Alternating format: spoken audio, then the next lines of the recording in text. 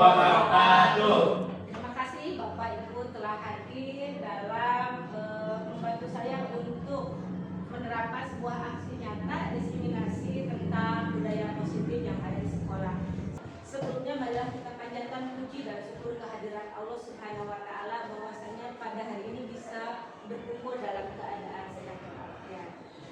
Bapak Ibu guru, kita langsung membahas akan memaparkan tentang budaya positif. Saya Nur Isani sebagai guru penggerak angkatan 11. Namun sebelum kita masuk ke aksi nyata tersebut, ada kesepakatan forum diseminasi. Nah, di sini salah satunya adalah menghargai siapapun menjadi pendengar yang baik. Yang kedua, silakan ada yang mau menambahkan? Bapak ya? Mungkin boleh ya, Bu Ani minum atau makan ringan Bu? Oh, boleh. Boleh minum. Terus apa lagi? Menghargai pendapat teman. Betul. Bisa menghargai pendapat teman. Tepat waktu. Ya, ada lagi Bu Sri? Enggak ada.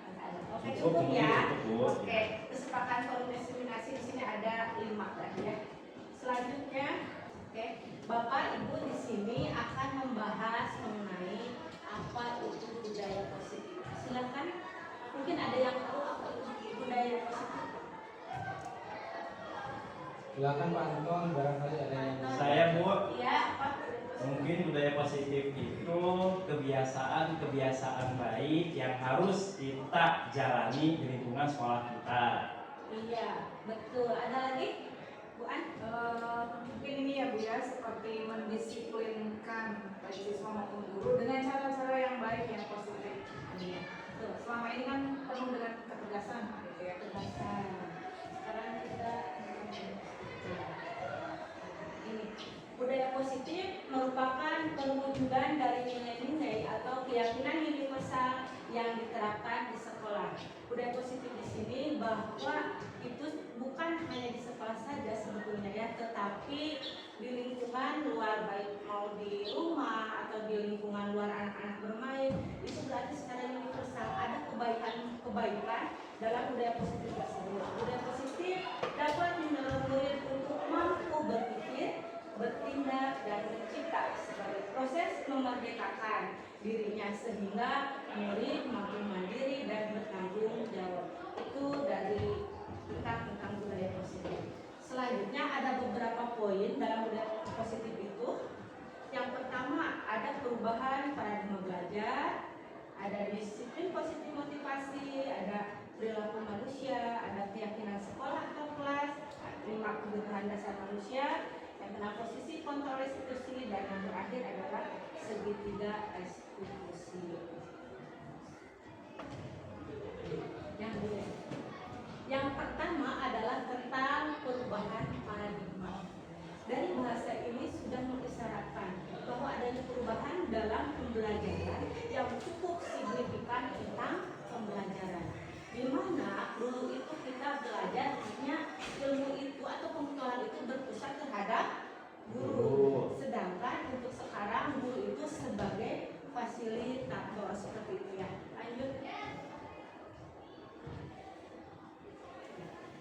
Perubahan paradigma belajar merupakan sebuah pembelajaran yang dirancang berdasarkan prinsip pembelajaran berdiferensiasi. Bagaimana sih prinsip pembelajaran berdiferensiasi itu? Ada yang tahu apa itu berdiferensiasi? Ya Bu. Ya? Pembelajaran berdiferensiasi menurut saya yaitu pembelajaran yang dilakukan sesuai dengan kebutuhan minat anak. Gitu. Contoh misalnya mereka ada yang belajar melalui konten, ada yang belajar melalui proyek, ada juga melalui beberapa hal yang bisa ada kaitannya dengan kegiatan pembelajaran mereka yang cocok dengan iklim pembelajaran mereka. Iya, bagus. Jadi betul berdiferensiasi di sini disesuaikan dengan latar belakang anak, kebutuhan anak, dan perkembangan anak. Ya. Sehingga peserta didik dapat belajar sesuai dengan kebutuhannya berdasarkan tahap perkembangan sesuai teori dari psikologi. Jadi di sini lebih memperhatikan bukan hanya tentang nilai akademik, tapi tentang perkembangan dalam karakter anak tersebut.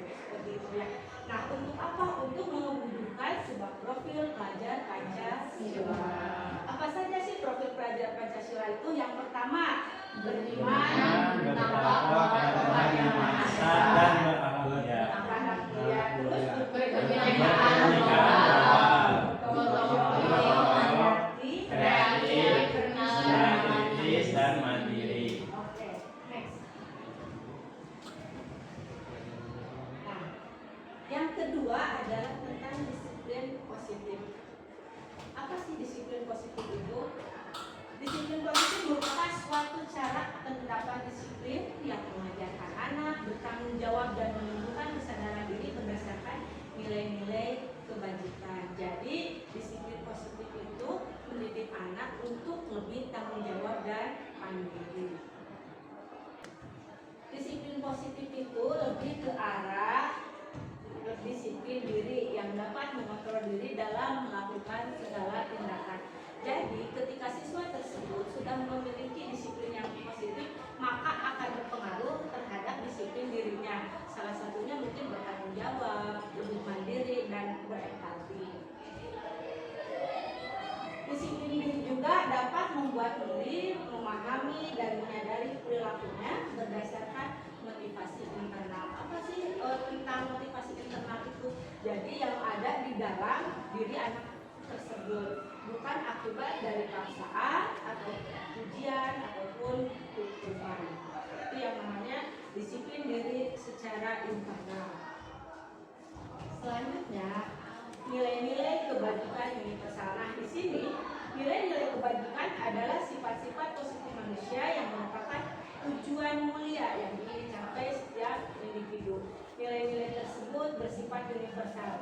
Jadi ketika kita sudah mampu disiplin positif, maka akan membentuk kita menjadi disiplin diri yang bagus, yang mandiri. Nah, kebajikan itu secara universal, jadi diakui oleh belahan dunia.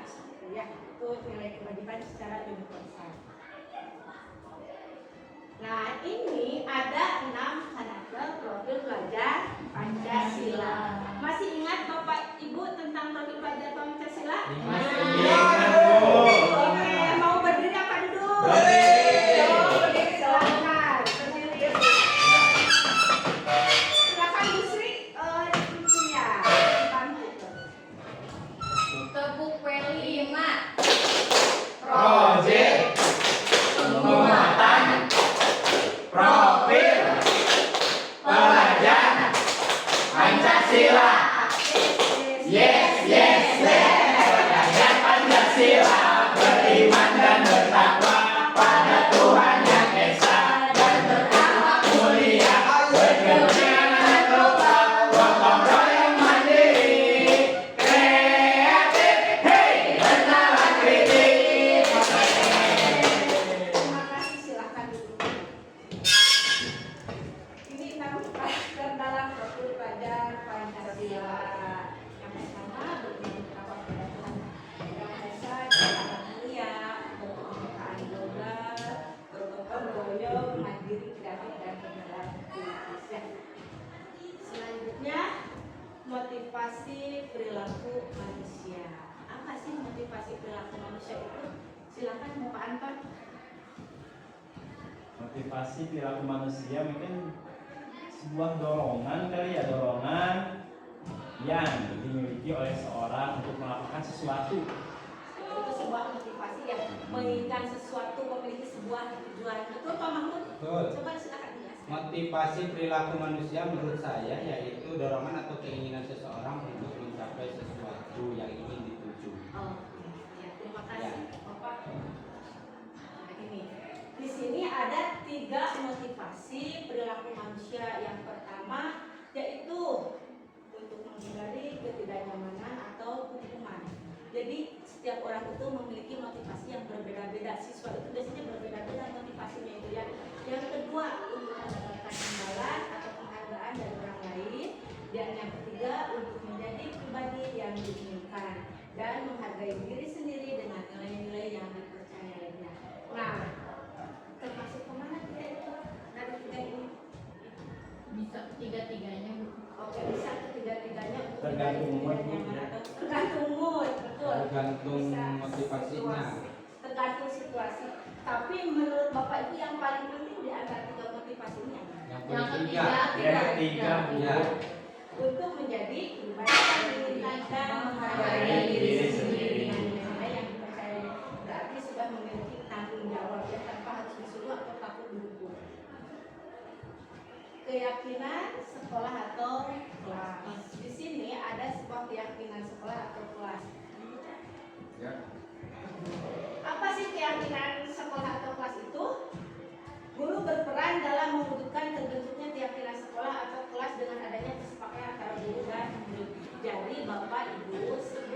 kita pembelajaran, kita diadakan dulu sebuah keyakinan kelas. Fungsinya untuk apa kira-kira kalau kita mengadakan sebuah keyakinan kelas? Ya mungkin ya apa ya, tercipta lingkungan belajar yang efektif, kondusif, nyaman, menyenangkan. Ya, betul. Tujuan dari keyakinan kelas itu mengondisikan anak supaya belajarnya itu nyaman, menyenangkan, kondusif, dan yang paling penting anak-anak itu harus bahagia ya. Selanjutnya, ada keyakinan sekolah atau kelas berupa pernyataan-pernyataan yang universal, itu yang mudah diingat dan dipahami dan harus diterapkan di lingkungan sekolah. Maksudnya ini bagaimana Pak Anwar? Jadi keyakinan kelas itu ketika kita akan membuat bersama anak-anak jangan banyak-banyak, sedikit saja, yang penting mudah diingat dan yang paling terpentingnya lagi dijalankan bersama-sama. Ya betul. Betul Bapak Ibu? Betul. Selanjutnya, ini bagaimana tahapan membuat keyakinan kelas. Jadi di sini ada 3 tahapan untuk membuat sebuah keyakinan kelas. Yang pertama, berdiskusi memunculkan peraturan-peraturan yang perlu ditaati warga kelas. Jadi siswa itu, mereka itu berdiskusi dulu apa sih yang dipentingkan ketika belajar itu dengan guru tersebut, gitu ya, seperti itu. Apa sih kesepakatannya? Contoh misalkan tidak boleh membuang sampah sembarangan, seperti itu. Itu sebuah peraturan bukan? Ya. Kita ubah peraturan itu menjadi tahapan kedua, mengubah peraturan-peraturan menjadi kalimat yang positif. Tadi tidak boleh membuang sampah sembarangan. Kalau kalimat positifnya seperti apa? Buanglah sampah Pada tempatnya. Buanglah sampah pada tempatnya. Nah, dari kalimat tersebut ya, setelah mengubah peraturan menjadi dari kalimat positif, kita carikan nilai-nilai kebajikannya. Nah, tadi ada kalimat tidak boleh membuang sampah pada tempatnya. Selanjutnya, kita ubah menjadi bahasa yang positif, buanglah sampah pada tempatnya. Sekarang kita cari nilainya. Kira-kira nilainya apa dari membuang sampah tersebut? Buanglah sampah pada tempatnya. Nilainya meningkatkan kebersihan. Ya, meningkatkan kebersihan. Mungkin nilainya itu kesehatan. Menjaga kesehatan. Bapak Ibu ada contoh lain nggak selain membuang sampah pada tempatnya untuk kesempatan lokasi? Tidak boleh datang terlambat Bu ke kelas, tidak boleh. Tidak boleh datang terlambat. Kita rubah bahasanya menjadi bahasa yang positif. Datang tepat waktu. Datang tepat waktu. Nilainya termasuk ke dalam nilai apa? Disiplin. Disiplin, bisa menghargai waktu. Menghargai dan Tanggung Tanggung jawab. Oke Bapak Ibu, di sini ada contoh tentang keyakinan kelas ya. Nah, seperti ini kira-kira sudah betul apa belum tentang keyakinan kelas ini? Bekerja sama menjaga kebersihan kelas. Betul. Betul. Saling peduli, menghargai dan membantu sama lain. Betul. Ya. Menjaga dan meletakkan barang sesuai tempatnya. Betul. Sesuai, Bu, sesuai. Tepat waktu dan aktif di kelas. Ya. Kerjakan tugas tepat waktu. Sesuai.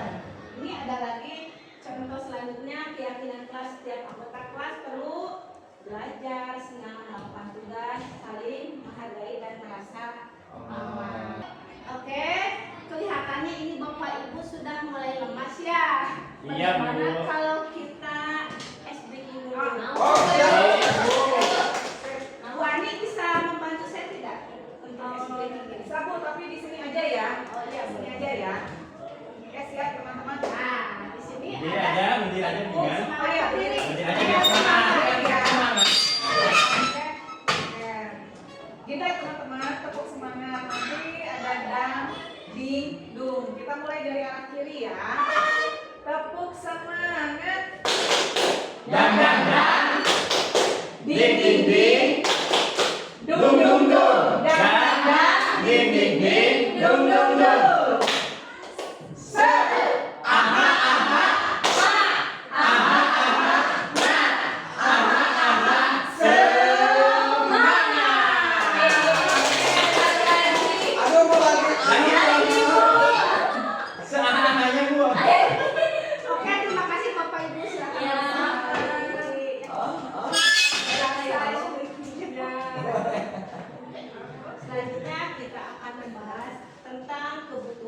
dasar manusia. Kira-kira kebutuhan dasar manusia itu apa saja? Uang. Tuh, Makan. ya, makan. Cinta. Tempat tinggal. Tempat tinggal. Liburan. Liburan.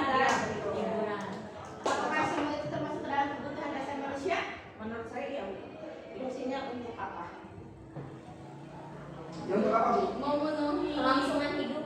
Ada. Ya, langsung hidup. Untuk Bertahan bertahan hidup hidup. supaya hidup kita itu selalu bahagia, senang, ya seperti itu. Di sini ada sebuah pernyataan ketika seorang murid melakukan suatu perbuatan yang bertentangan dengan nilai-nilai kebenaran atau melanggar peraturan, hal itu sebenarnya dikarenakan mereka itu gagal memenuhi kebutuhan dasar mereka, ya seperti itu. Jadi ketika ada anak didik yang kurang susah untuk diperhatikan dan sebagainya, mereka itu mungkin bisa karena kurang kasih sayang dan sebagainya.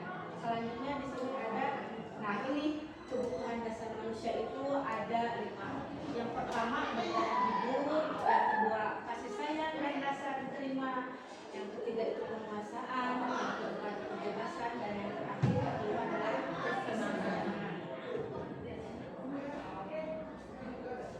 Sini ada studi kasus mengenai Ibu Zulaikha. Ya, Ibu Zulaikha adalah guru kelas 5. Beliau sedang bingung menghadapi ulas salah satu murid di kelasnya. Tommy, beberapa anak telah mengeluhkan Tommy yang seringkali meminta bekal makan siang mereka dengan paksa. Jika Anda menghadapi situasi seperti Ibu Zulaikha, apa yang akan Anda lakukan? Menurut Anda kira-kira apa alasan Tommy melakukan hal itu? Kita perhatikan alasan Tommy yang ke-1 ya.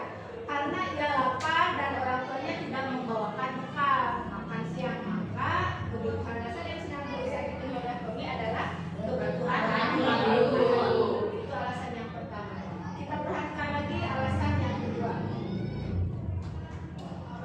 Bisa juga Tommy itu karena dia merasa senang temannya jadi memperhatikan dia, gitu ya. Ketika temannya melaporkan tindakannya itu pada gurunya dan gurunya memberitahu orang tuanya, sehingga orang tuanya jadi memperhatikan dia, maka kebutuhan dasar yang sedang dipenuhi oleh Tommy adalah kebutuhan kasih sayang dan rasa ingin diterima. Jadi banyak sekali ya alasan-alasan dari Tommy. Yang ketiga alasannya, nah yang ketiga itu karena temannya jadi takut dengan dia dan menuruti keinginannya, maka sebetulnya Tommy sedang berusaha memenuhi kebutuhan dasarnya akan sebuah kekuasaan. Ada lagi alasan yang keempat. Alasan Tommy karena dia merasa bosan. Begitu Bapak Ibu dengan bekal makanan yang dibawakan ibunya dari rumah, karena ibunya selalu membawakan bekal yang sama. Dan karena itu dia ingin mencoba makanan teman-temannya yang beraneka ragam. Jadi Tommy itu bosan gitu ya. Maka dia itu berusaha memenuhi kebutuhannya akan sebuah kebebasan. Ada lagi yang terakhir, ini adalah alasan Tommy yang kelima. Karena ia melakukannya karena iseng saja dan dia menikmati ekspresi wajah teman-temannya yang kesal. Karena diambil makanannya dan dia ekspresi teman-temannya itu lucu. Nah, maka berarti Tommy sedang berusaha menunjukkannya akan sebuah kesenangan.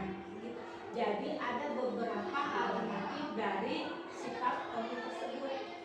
Maka kita sebagai guru harus memahami hal tersebutnya. Selanjutnya, posisi kontrol restitusi. Apa sih posisi kontrol restitusi itu? Di sini ada 5 posisi kontrol ya. Yang pertama itu guru sebagai penghukum. Yang kedua, guru sebagai pembuat merasa bersalah. Nah, yang ketiga, guru sebagai teman. Yang keempat, guru sebagai pemantau. Dan yang terakhir adalah guru sebagai manajer. Nah, kira-kira Bapak Ibu masuk ke guru sebagai apa? Kebanyakan nih biasanya dengan kasus anak-anak sebagai penghukum atau merasa bersalah, atau sebagai teman atau pemantau atau manajer. Hukum juga yang hukum. Kedua, pembuat orang merasa bersalah.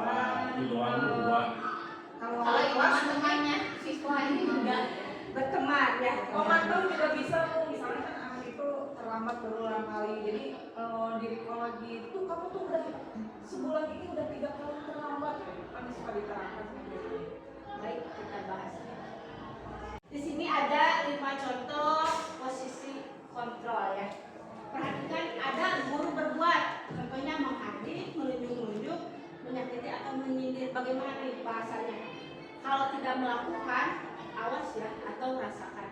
Itu sebagai contohnya seperti itu, yaitu guru penghukum. Nah, yang kedua, pembuat orang merasa bersalah. Contohnya berceramah dan mengatakan seharusnya ibu kecewa sama kamu. Nah, lihat, guru berkata kamu seharusnya, kamu sudah tahu ibu lelah sekali. Mengatakannya ibu stres, itu termasuk ke dalam membuat orang merasa bersalah. Yang ketiga, sebagai teman nih, ibu sebagai teman itu kayak gimana sih? Membuatkan alasan-alasan untuk muridnya, jadi lebih melindungi gitu ya. Ayolah lakukan demi ibu. Atau masa kamu tidak mau? Ingat, tidak, ibu pernah bantu. Ada lagi posisi guru sebagai mantau, yaitu menghitung dan mengukur. Kayak gimana? Apa peraturannya? Apa sebuah konsekuensinya? Kalau kalian seperti ini adalah guru mantau. Yang paling baik yaitu menjadi guru Manajer. Bagaimana guru yang istimewa ini manajer itu mengajukan pertanyaan-pertanyaan yang lebih halus terhadap siswanya, itu baru guru yang baik. Bagaimana kalimatnya?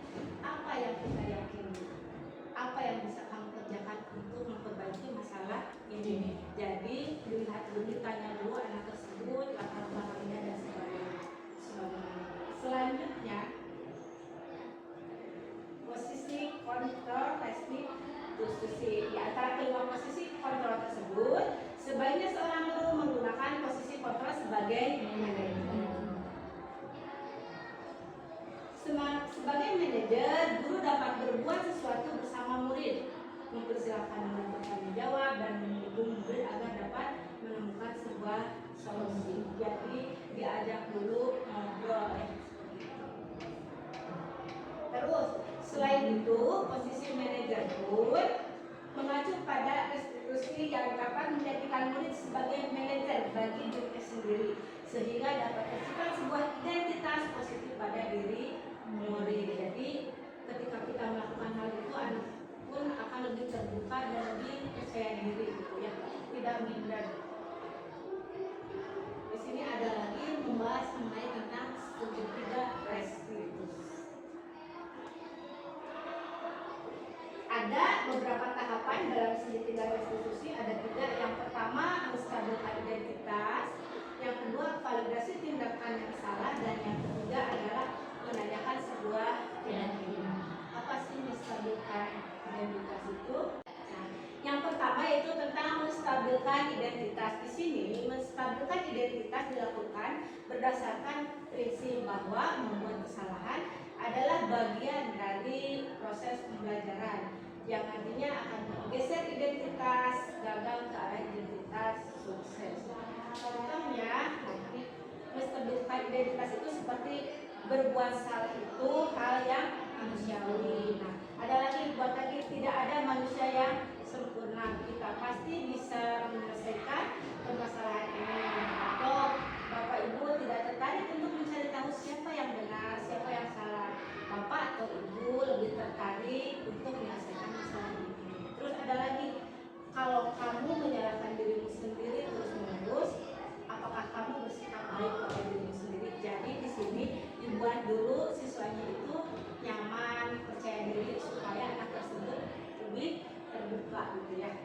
Yang kedua, validasi tindakan yang salah. Validasi tindakan yang salah dilakukan berdasarkan prinsip bahwa setiap perilaku berupaya memenuhi suatu kebutuhan tertentu, sehingga guru atau orang tua akan bergeser dari pemikiran penulis respon menjadi proaktif, serta akan lebih mengenali dan mengetahui kebutuhan murid atau anak tersebut. Contohnya,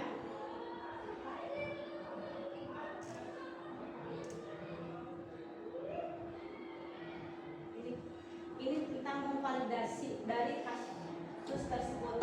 Ya, kamu pasti punya alasan kenapa sih melakukannya. Itu kan sebuah validasi ya terhadap siswa. Apa yang menurut kamu? Kamu boleh tetap berusaha menjaga sikap itu, tapi tambahkan sikap lain yang lebih baik.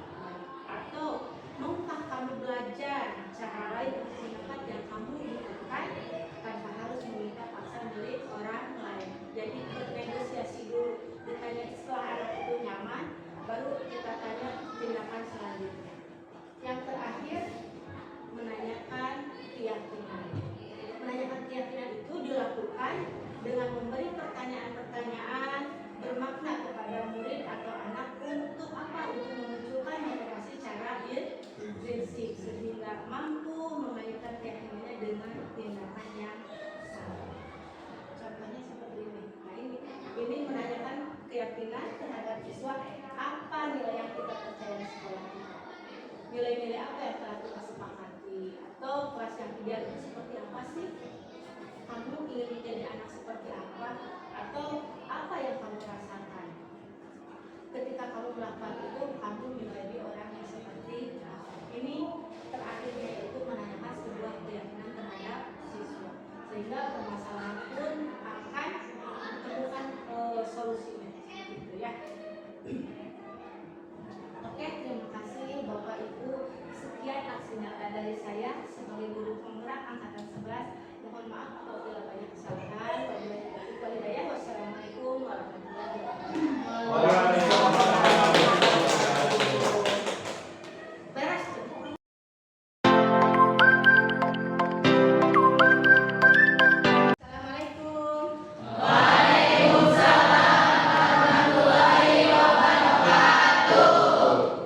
Apa kabar anak-anak? Baik. Sehat ya? Terima kasih sudah berkumpul hadir semua. Sebelum pembelajaran dimulai, mari kita berdoa dulu. Silakan Rizky. Perhatian. Siap. Baca doa dimulai.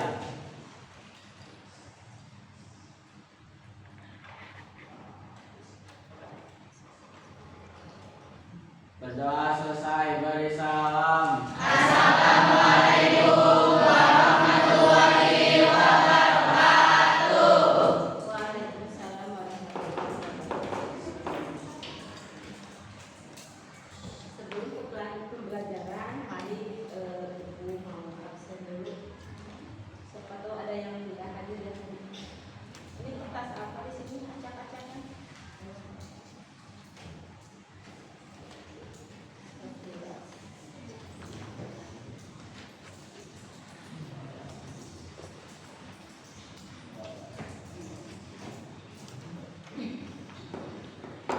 Tanggal 26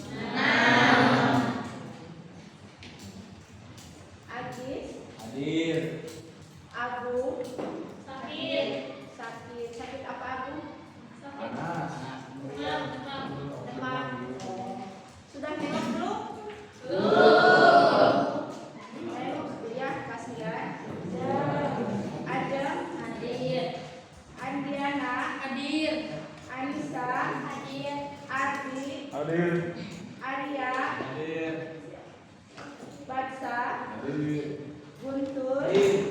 Larasati, Luna, Muhammad Arifin, Hadir. Al-Fadli, Al-Fadli sakit. Sakit apa Al-Fadli? Lambung.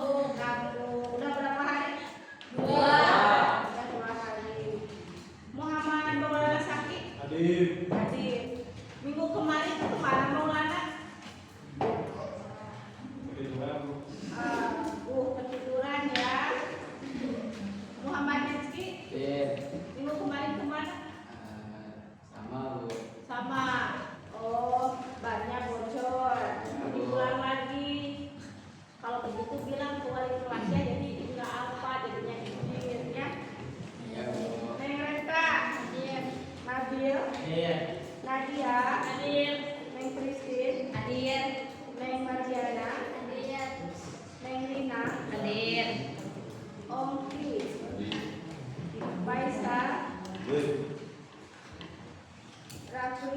Hadir. Rajin, Risa, Hadir. Rizal, Safira, Hadir. Senika, hadir. Sita Nursanti, Hadir. Siti Sarah, hadir. Vera, Hadir. Vera sakit. Sakit apa Vera? Panas. Sudah berapa hari? Baru 1 hari. Baru 1 hari. Ini kan? Oke, sekarang kita harus menjaga kesehatan ya. Cuaca lagi bukan tidak baik. Cuacanya sekarang itu panas, jadi kalian harus jaga makanan juga. Karena apa? Jangan jajan tuh es terus ya, minum es terus yang pedas-pedas, akhirnya biasanya efeknya jadi panas darah, terus sakit. Terus wajib sarapan dulu gitu ya. Anak-anak, sebelum mengawali sebuah pembelajaran, kan kita di awal nih harus ada yang namanya keyakinan kelas atau kesepakatan kelas. Ada yang tahu apa sih keyakinan kelas itu? Aturan. Juga. Baik anak-anak, sebelum kita mengawali pembelajaran atau masuk ke dalam materi, kita akan mengadakan dulu sebuah kesepakatan kelas atau keyakinan kelas. Nah, kira-kira ibu mau bertanya apa sih keyakinan kelas itu? Ada yang bisa jawab? Saya silakan. Sebuah aturan yang dibuat bersama-sama. Iya, keyakinan kelas adalah sebuah aturan yang dibuat bersama-sama. Itu sebuah keyakinan kelas antara siapa? Antara guru dengan murid. Itu arti dari sebuah keyakinan kelas. Terus sekarang apa tujuannya ibu membuat keyakinan kelas ini? Untuk apa? Ya. Tujuan keyakinan kelas yaitu terciptanya lingkungan belajar yang efektif. Tujuannya untuk mencipta sebuah lingkungan yang efektif. Apalagi selain efektif, menyenangkan, kondusif, dan membuat kalian itu bahagia. Ya, kalau kelasnya sudah rapi, kalian juga tidak ramai di kelas, terus mendengarkan guru dengan sesama.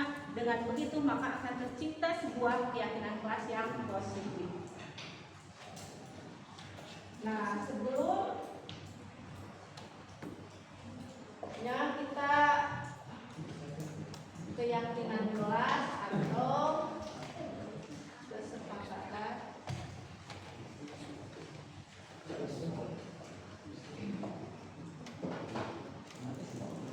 Baik anak-anak, mari kita buat kesepakatan kelas ya antara ibu dengan kalian, yaitu misalkan contohnya ada yang mau jawab nomor 1? Oke, silakan ke depan.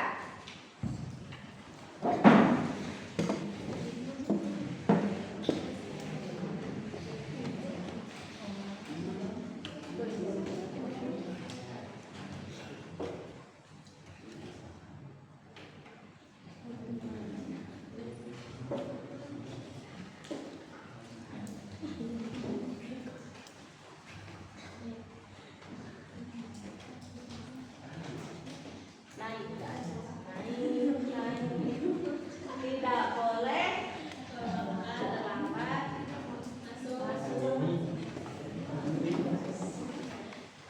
Oke, terima kasih Sita.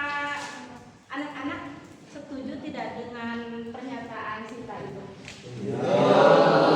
Ya, kita itu baik ibu maupun kalian tidak boleh terlambat masuk. Itu kesepakatan nomor 1. Kira-kira nomor 2 apa kesepakatannya? Jangan dulu, ya kesepakatannya apa? Sebutkan di situ. Tidak boleh buang sampah sembarangan. Setuju? Tidak, kalau tidak boleh membuang sampah sembarangan. Setuju. Bagus, oke, tulis.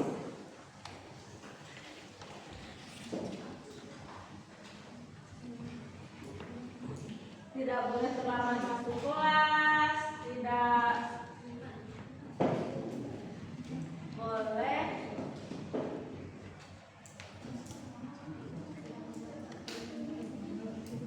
buang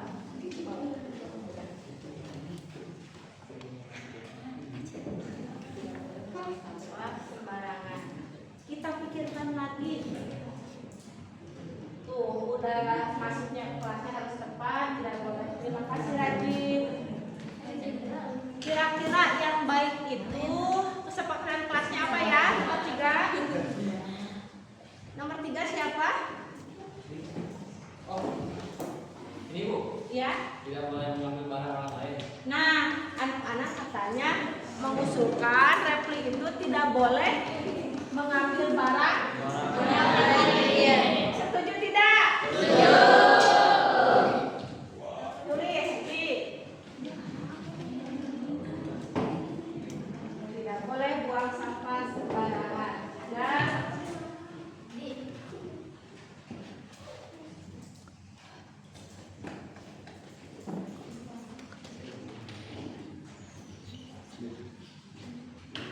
tidak boleh mengambil barang orang lain. Menciptakan suasana kelas ini jadi lebih aman lah ya. Nomor 4, kira-kira apa lagi? Dilarang ngobrol saat guru menjelaskan. Bagaimana, setuju tidak? Setuju. Biasanya suka pada berisik gak? Ya. Sekarang, mulai sekarang karena ada kesepakatan kelas ketika guru mengajar kalian harus mendengarkan. Silakan.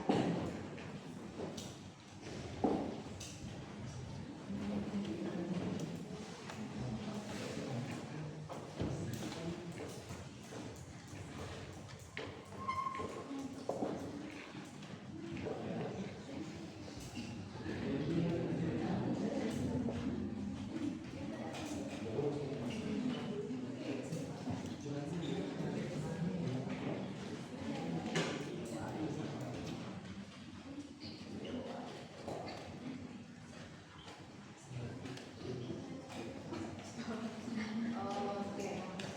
Dilarang ngobrol saat guru menjelaskan. Mari kita berpikir lagi bersama-sama. Ada ide lain nggak selain nomor 4? Sekarang mungkin ada yang menambahkan nomor 5. Kira-kira apa? Apa? Dilarang mengumpuli teman. Nah, ini dilarang mengumpuli teman. Ada yang suka mengumpuli di sini? Ada. Mulai sekarang ketika pembelajaran tidak boleh mengumpuli teman.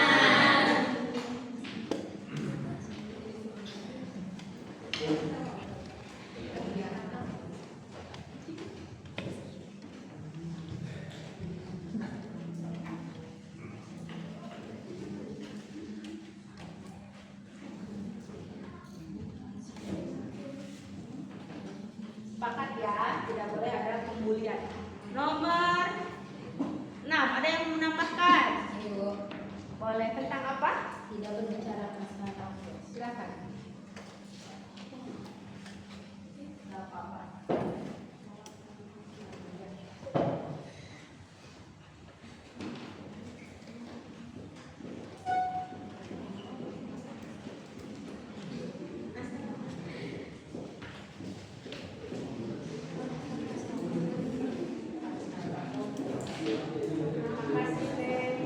Nah, Ibu belum lihat dari yang lainnya ini yang mejanya sebelah sana ya, di sebelah sana. Sekarang nomor 7. Ada lagi yang menambahkan? Ibu. Ya, silakan baca. Tentang apa baca? Mau apa? Dilarang bermain HP saat belajar. Nah, setuju anak-anak? Setuju. Iya, silakan.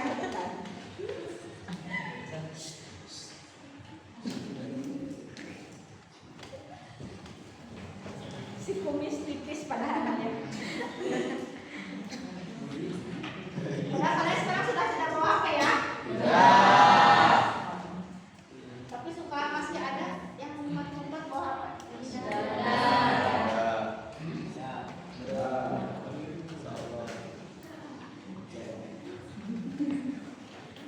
Oke, terima kasih. Jadinya baca. Selanjutnya nomor 8. Masih ada tentang keyakinan kelas nomor 8? Nah, tentang apa? Apa? Bolos dari tiket. Setuju tidak anak-anak? Setuju.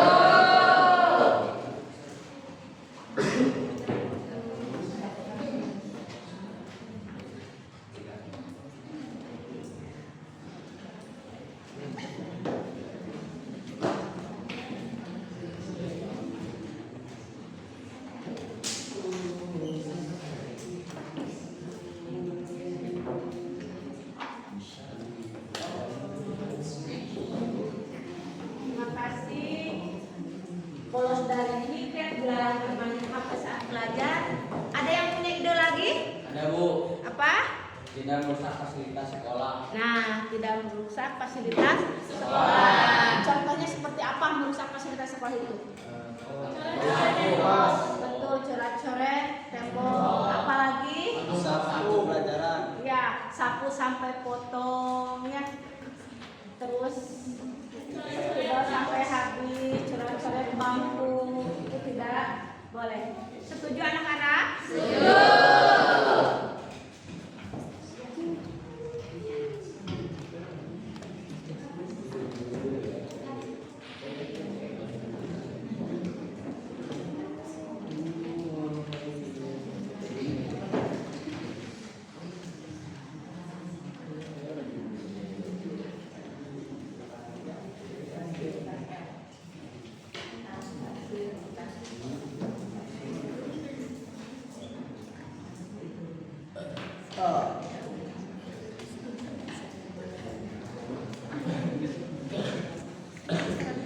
Terima kasih Bu. Jadi sudah ada 9. Kita batasi mungkin sampai 10 ya. Tapi kalau masih ada boleh ditambahkan sama kalian. Kira-kira ide apa lagi selain ini? Bu, Apa Rijal? tidak boleh bolos. Tidak boleh bolos. Silakan. Rijal selalu rajin ya ke sekolahnya. Sepakat anak-anak?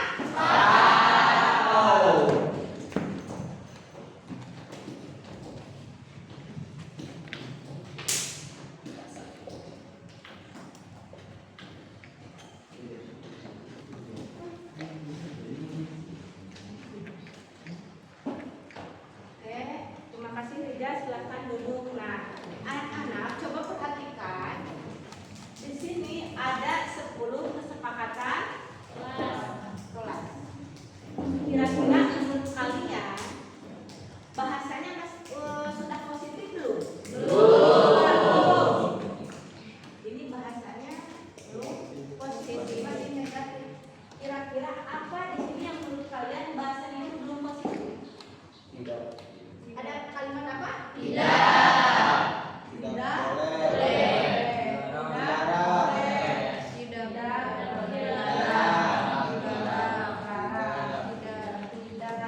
Dilarang. Tidak bolos dari tiket. Tidak.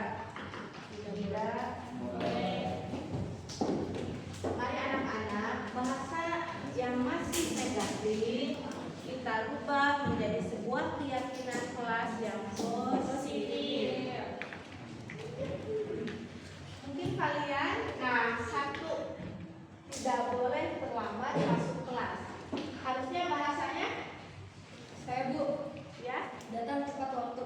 datang tepat waktu. Betul. Silakan Bu.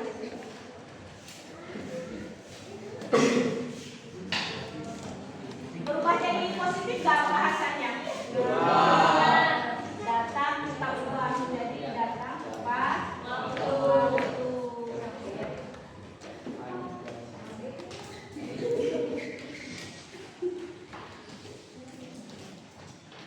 Silakan duduk. Terima kasih. Yang kedua, tidak boleh buang sampah sembarangan. Bahasa yang positifnya apa? Saya Bu, Ya. buanglah sampah pada tempatnya. Ya. Boleh.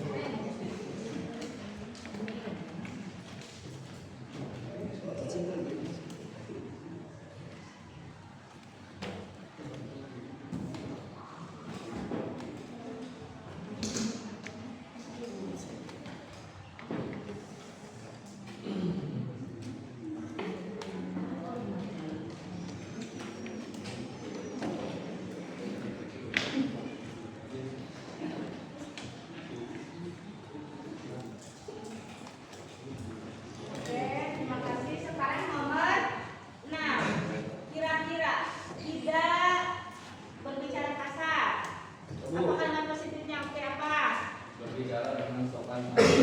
Ya, tulis. Berbicara dengan sopan Santun.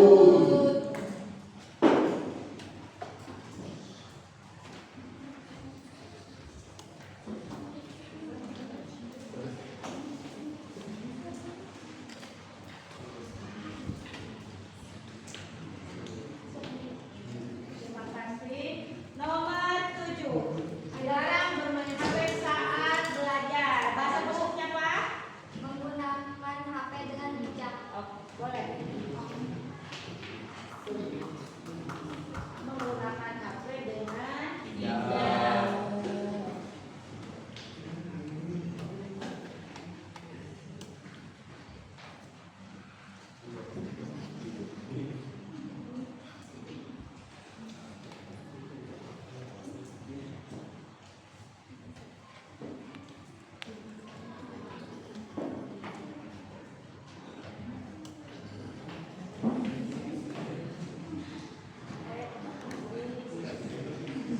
Selanjutnya nomor 8. Bolos dari piket. Saya Bu, Ya, melaksanakan piket dengan sesuai jadwal. bagus, tepat.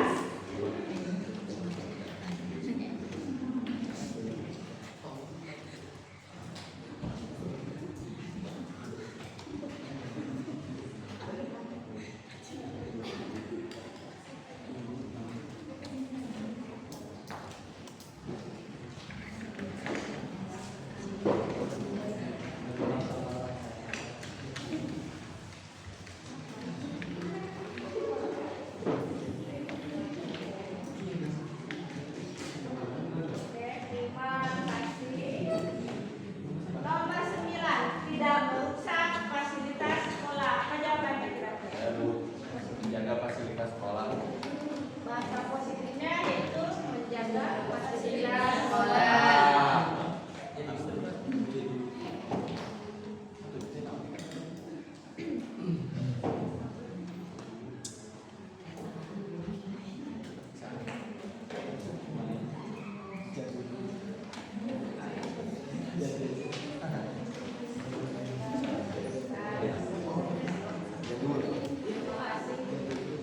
Tidak boleh bolos. Kira-kira apa bahasa positifnya?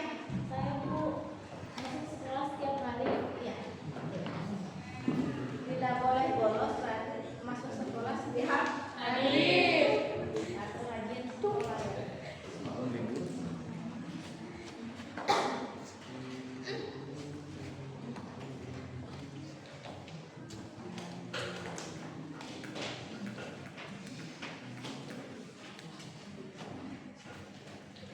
Oke, tepuk tangan dulu untuk kalian.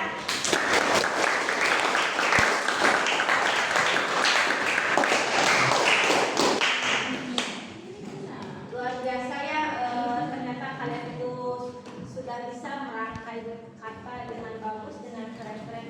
Kalau kita analisis dari bahasanya, perhatikan tidak boleh terlambat masuk kelas.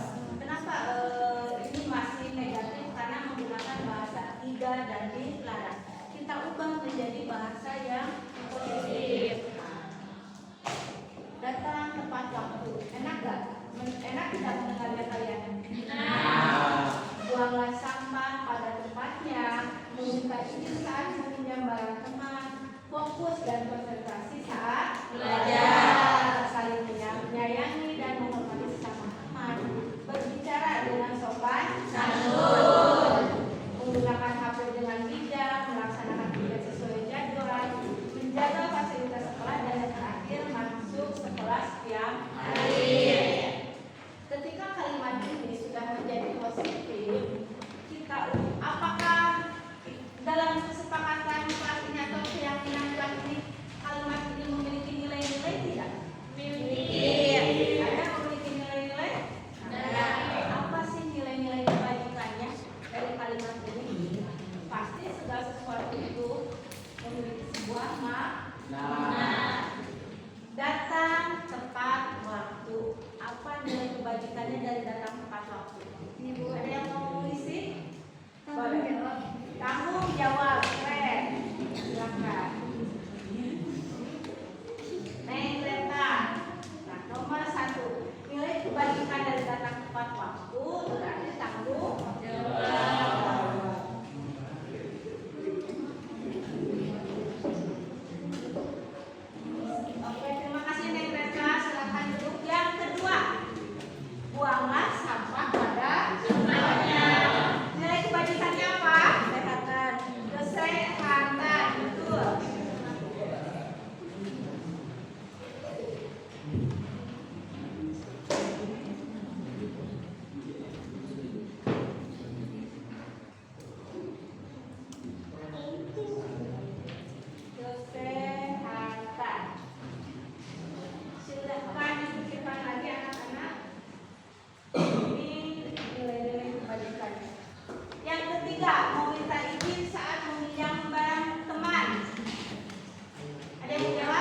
Nah, ini betul. Ayo, Faisal.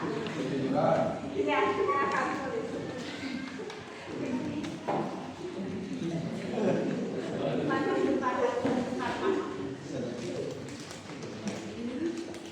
Jadi kalau pemerintah izin saat pemilihan barang pangan itu nilai kebajikannya apa? Kejujuran, kalau apa-apa tunjuk dulu, lima kunci motor, jangan sampai hilang ya. Terima kasih, Faisal. Selanjutnya nomor 4. Apa nilai kebajikan dari fokus dan konsentrasi saat belajar? Semangat belajar. Siap. Fokus dalam saat belajar berarti nilai kebajikannya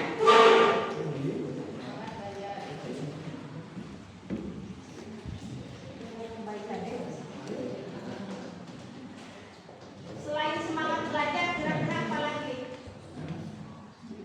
yang termasuk dalam nilai kebajikan? Kita tuh harus fokus dan konsentrasi. Berarti apa yang ada dalam diri kita itu? Tangguh,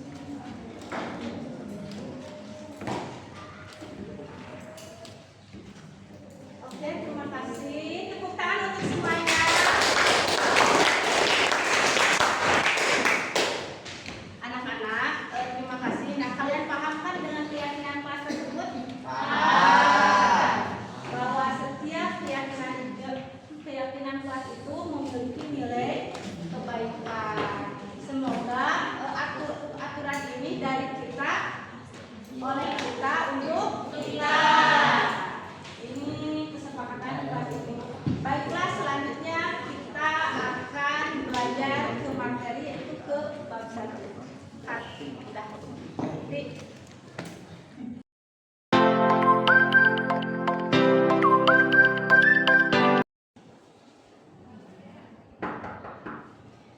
Assalamualaikum. Waalaikumsalam. Silakan duduk, Ella. Ya Bu, terima kasih. Apa kabar, Ella? Alhamdulillah baik Bu. Ella, tadi emang Ella dari rumah diantarkan sama orang tua apa bawa motor sendiri? Ella bawa motor sendiri Bu. Oh, jadi Ella tahu nggak kenapa sama ibu dipanggil? Ya tahu, Ella sudah terlambat 3 kali Bu. Oh, oke, baik. Ella tahu ya, Ella kesalahan Ella, tapi tidak ada manusia yang sempurna, ya pasti ada yang melakukan kesalahan, termasuk ibu, sekarang termasuk Ella juga, bahwa Ella itu sadar bahwa Ella sudah terlambat 3 kali karena kesiangan. Nah, pasti Ella punya alasan kenapa Ella terlambat. Coba ceritakan sama ibu. Ya Bu, jadi Ella susah bangun pagi. Oh, susah bangun pagi. Ya, Kenapa? karena Ella suka nonton TV kadang-kadang, terus scroll TikTok, main HP, main game gitu Bu. Terus Ella suka menghafal tidak? Kadang-kadang Bu. Oh, tapi suka ya, suka menghafal. Ya, Nah, Ella masih ingat gak ketika keyakinan kelas itu waktu pertama kita masuk kan kita membuat keyakinan kelas. Nah, Ella masih ingat gak masih ingat Bu. keterkaitannya dengan kesiangan ada tidak? Ada Bu, menurut Ella keterkaitan dengan kesiangan adalah menghargai waktu Bu. Iya, bagus, berarti paham ya bahwa waktu itu sangat berharga. Nah, kalau menurut Ella apa yang harus dilakukan ke depannya supaya tidak terkesiangan lagi? Menurut Ella, agar supaya tidak kesiangan lagi, bangun tidurnya, tidur lebih cepat, istirahat lebih cepat Bu. Oke, bagus. Kalau misalkan tidurnya sudah tidak terlalu malam tapi Ella masih kesiangan, apa yang mau Ella lakukan? Pasang alarm HP. Oke, siap. Sip, berarti Ella tahu ya kalau Ella kesiangan, kalau takut kesiangan berarti Ella harus pasang alarm biar tidak terlambat lagi ya. Ya Bu. Bagus. Sekarang, nah pertanyaannya, mulai kapan nih Ella mau melakukan hal itu? Insya Allah besok Bu. Oke, janji ya mulai besok Ella akan memasang alarm. Ya. Ibu percaya sama Ella bahwa Ella bisa disiplin, Ella bisa menjadi pribadi yang lebih baik lagi. Nah, karena Ella tahu kan bahwa kunci menjadi anak-anak yang sukses itu salah satunya adalah disiplin. Oke, terima kasih ya Ella atas waktunya. Ya Bu. Silahkan Ella ke kelas lagi. Maaf ya. Ya. Assalamualaikum. Waalaikumsalam.